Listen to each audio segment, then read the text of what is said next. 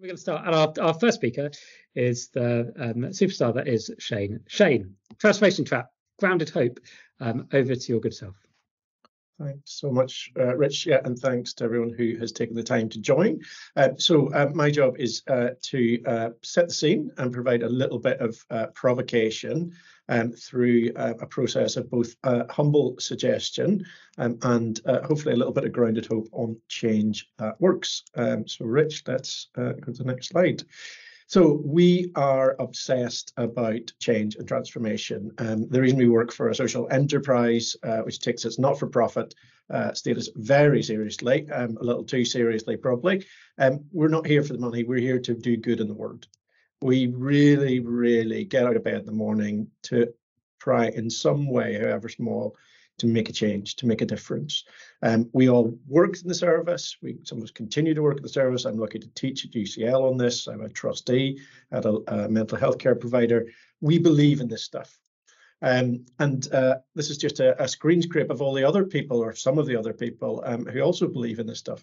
And not just believe in it, who've seen it happen. So Rebecca, who you'll hear from a little bit, talked about, and I talked yesterday about some of the amazing things that we've seen in our lifetime in healthcare. So we're certainly not anti-transformation.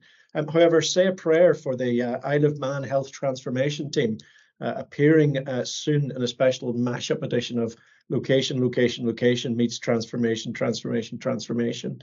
What was interesting to note is at this given moment, there are 500 pages of online events associated with the word transformation. So it's 500 pages.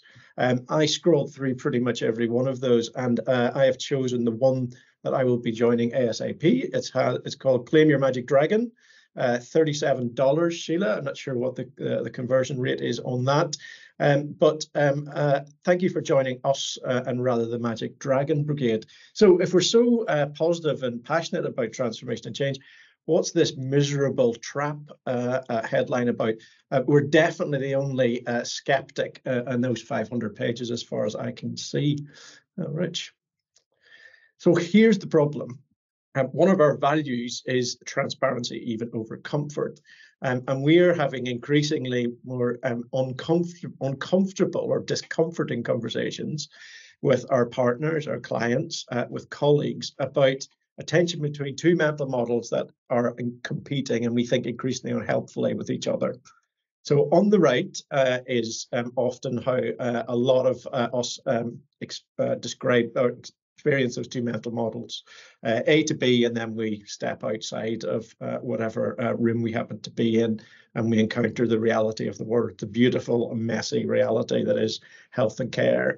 But what are we actually experiencing as this story builds? What we're seeing is we feel a misunderstanding or misuse of the idea of transformation as an act or a moment in time, rather than what we think it's intended to be, which is a bold intention or a process that is likely to be challenging over time. And what that's driving then is unconsidered or unintentionally unconsidered transformation. That drives unrealistic expectations. Particularly, we're seeing this euphemism of more for less. There's then a dissonance between what is anticipated and what's experienced, to use a lovely phrase my colleague Katie talks to. That drives impatience and intervention of various types, repent, resign, or restructure, sometimes all together. That seems to be driving a sense of frustration and powerlessness. We're seeing a lot of suffering with our clients and partners about it's all too big, like, how can we move forward? And then cynicism, a sad but very natural, I think, and reasonable cynicism about attempts at change.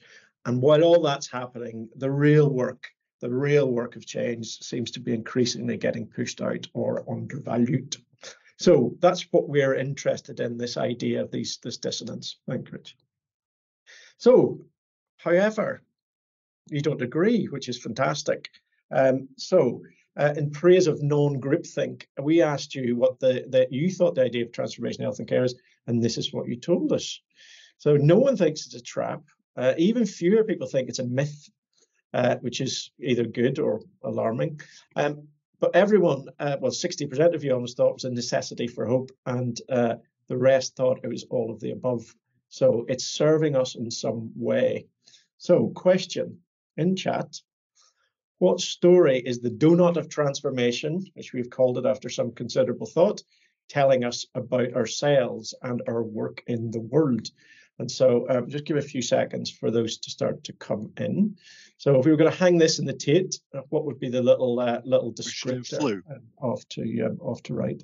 So what have we been attending to? So we have been spending a lot of time with these lovely people and actually drawing on some of our own work, changing healthcare, learning from lasting change in the NHS. So we looked at things like same-day surgery, MRSA, etc., how change really happens, how it happens over time. So change that leads to transformation. So how are these things turning up in our work? They're turning up in two ways. One, first through a rather pessimistic lens, so Rich, if you can just knock that on. So we've been doing a bit of a post-mortem, pre-mortem. So in the literature and our experience, these are the reasons that change fails. So what we're trying to do is sort of trying to doom ourselves to repeating history, but we're also trying to remind ourselves that just understanding failure is necessary, but it's not sufficient, because change that does work isn't just a function of not doing these things. There's some other stuff turning up. There's a little bit of magic happening outside of just turning this on its head. And you can read a little bit more about this in our blog, which a colleague will post. So what is the magic sauce? Well, magic ingredients, magic sauce. I feel like I'm in a very bad, low budget MasterChef version of this event. So change that works. This is what we're seeing. So first, change that works meets people where they are. We're talking a lot about trauma-informed change. We are meeting more and more people, partners, clients, colleagues, who need to really be heard. It's very hard to ask someone to engage in yet another change endeavor if we're not honest about the trauma, the fear, the loss that comes with that.